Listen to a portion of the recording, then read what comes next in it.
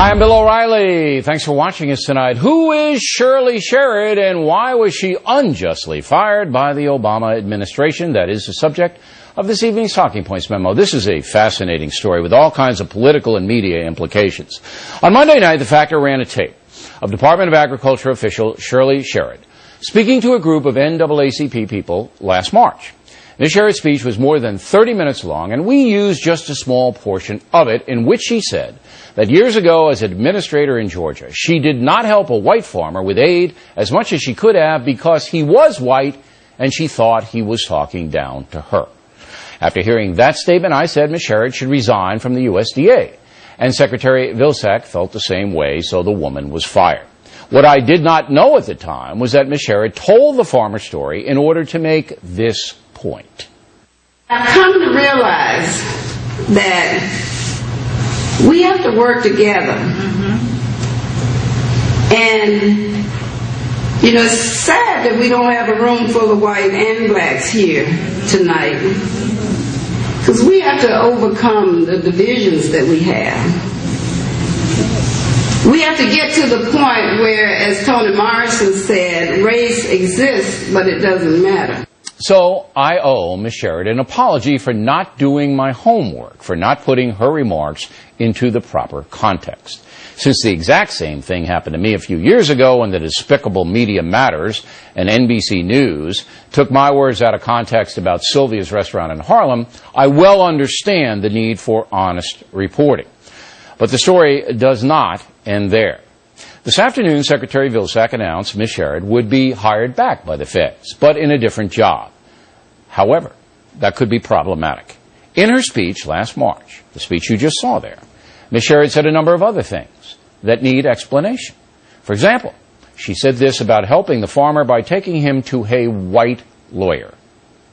So I figured if I take him to one of them, that his own kind would take care of him. That's when it was revealed to me that, y'all, it's about poor versus those who have. And not so much about white. It is about white and black, but it's not, you know, it opened my eyes because I took him to one of his own. One of his own? Would that be another American, Ms. Sherrod? If a white public servant's referenced his own kind or one of his own, when speaking about an African American, that white person would be fired on the spot. Now, Shirley Sherrod is a long-time liberal activist who actually sued the Department of Agriculture and won $13 million for her organization, including $300,000 for herself and her husband. Even knowing that, the Obama administration hired Ms. Sherrod in 2009, which is very unusual. In that same speech to the NAACP, Ms. Sherrod defined her politics. I haven't seen such mean-spirited people as I've seen lately over this issue of health care. Some of the racism we thought was buried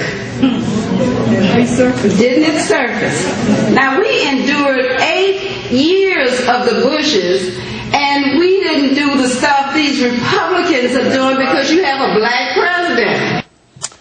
So here we have blatant partisanship publicly put forth by Ms. Sherrod, also very unusual for an appointed public servant, and a possible ethical violation because, according to the Hatch Act, federal employees are forbidden to endorse political parties while on duty. That being said, Ms. Sherrod's entire situation should now be reviewed by the Obama administration because she may well have been treated unfairly. Certainly, she thinks so. The thing that Fox has done is a total lie. They misrepresented a story that I told to a group to try to bring people together. Memo to Shirley, using phrases like his own kind. It's not a good bringing people together strategy, although we all make mistakes, and I don't think she had any malice there. As mentioned, the NAACP also called for Ms. Sherrod to be fired and then recanted, blaming Fox News for, quote, snookering them. Well, since Ms. Sherrod made her speech in front of that organization, maybe their own incompetence snookered them. And then there is NBC News howling with left-wing indignation. I don't know who to blame here, Ms. Sherrod. I mean, the activist who put forward this garbage in the first place has an agenda. We shouldn't be surprised by that. The cable news network that played this garbage on and talked about it has an agenda. This is what Fox News does. This is how they are different from other news organizations. Just like the fake ACORN controversy, Fox News knows that it has a role in this dance. It's not new. It's not actually even interesting about this scandal. Fox does what Fox does. Which is kick your network's butt every single night, madam. And you have to be kidding with this fake ACORN scandal stuff? Unbelievable. Do you live in this country? One of the few honest brokers on NBC's cable news arm is Chris Matthews, a Democrat who says what he believes. Here's Bill Riley last night on Fox. I think knowing Bill is going to correct this tonight. I really hope he does. I think he will. But here he is operating in the same rash judgment the White House operated in.